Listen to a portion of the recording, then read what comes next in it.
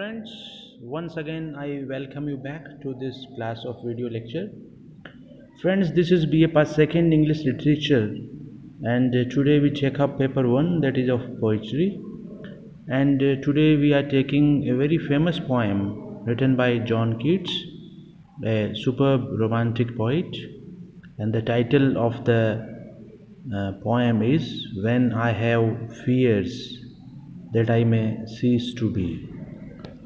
So, this is a very beautiful poem written by John Keats. John Keats, P.B. Shelley, William Wordsworth, S.T. Coleridge, Byron are some of the representative poets of Romanticism, and I have already given you a brief outline of the entire Romantic era. Friends, in one of his letters, Keats wrote, I have reason to be content for, thanks God, I can read and perhaps understand Shakespeare to his very depth. I unquote. One of the several ways in which he was able to display his affinity with the genius of Shakespeare is the composition of several sonnets in his manner and mood, with necessary modifications wrought by his peculiar temper.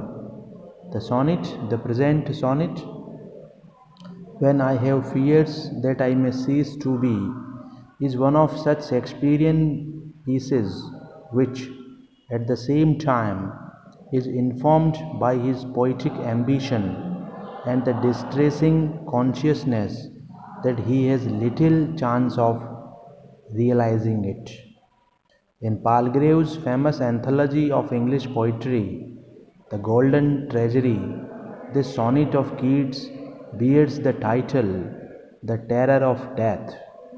Again, I repeat that in the famous anthology written by Palgrave, which is one of the most popular anthologies of British poetry, the present poem bears the title The Terror of Death.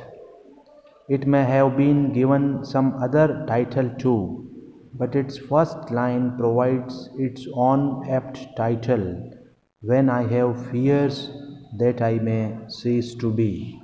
And with this, I read out the first stanza of the poem, When I have fears that I may cease to be, before my pen has gleaned my teeming brain, before high-piled books in charactery hold like rich garners the full ripened grain.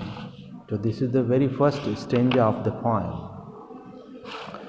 So friends, the poem, however, does not does not so much express the terror of death as a deep, frustrating sense of despair in the face of death, of which its last two lines provide strong evidence. The poem reflects Keats's brooding consciousness of premature death, as Keats died very early, at the age of 26.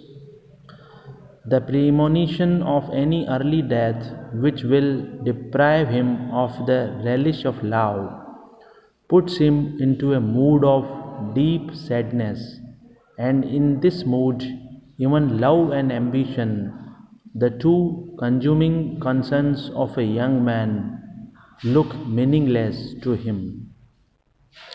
Keats wrote this poem in 1818 and died in 1821.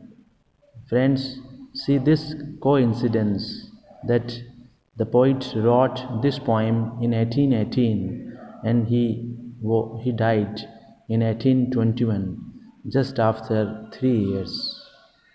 I think the poet had some impression that he may cease to be.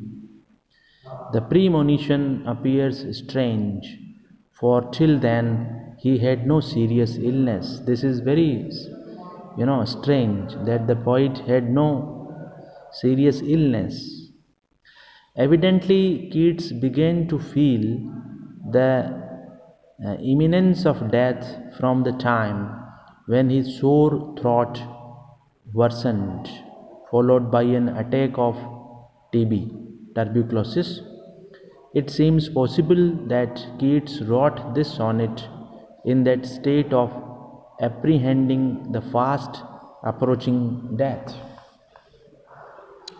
But this conjecture is contradicted by the comparatively heroic gesture and happy atmosphere of many of his odes written during this period. At least in them, there is no sense of despair and defeat. In them, Keats faces death boldly and triumphs over it with finding joy in the contemplation of the imperishable beauty of the arts or of the world of nature. So, it's a brief outline of the poet himself, to some extent of the poem, and how Keats had the impression of dying early.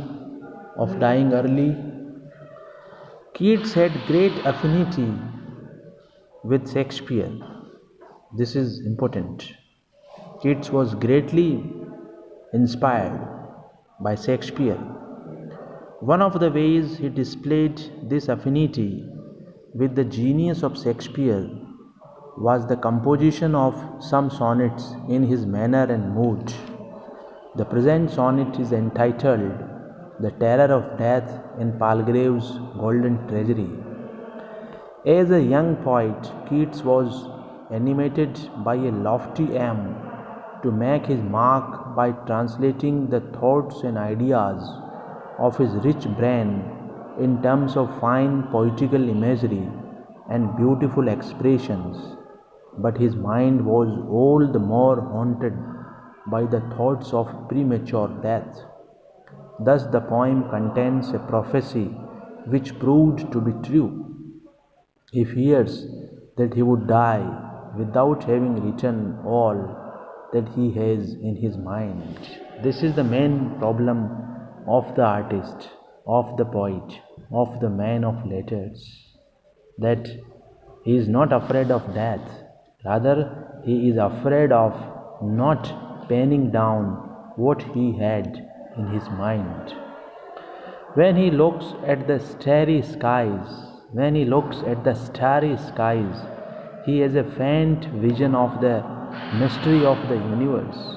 He, however, thinks that he may never live to capture and vivify through his poems all his dreams. He thinks that he will die before he is able to enjoy true love.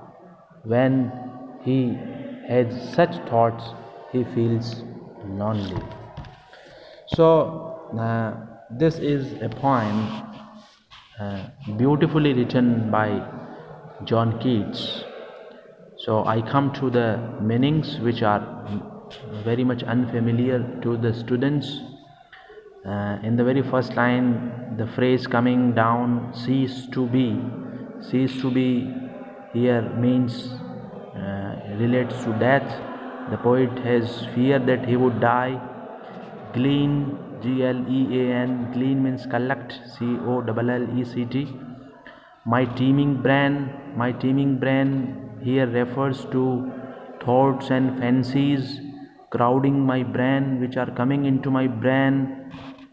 High piled books means a large number of books placed one upon the other till they make a high heap. Yes, without books, knowledge is not possible. And here it refers to vast reading, as Bacon rightly says, reading makes a man perfect. And then again a word coming in the third line of the first stanza, charactery. Charactery means print, written symbols. Garners, where grain is stored, grain stores. Full ripened grain means grain seeds which are fully ripened. Here refers to thoughts which are mature, fully mature, right? So hold like rich garners, hold the thoughts like rich garners, holding fully ripe grain, the thoughts which are purely, mature, and they want to come out uh, from the mind. So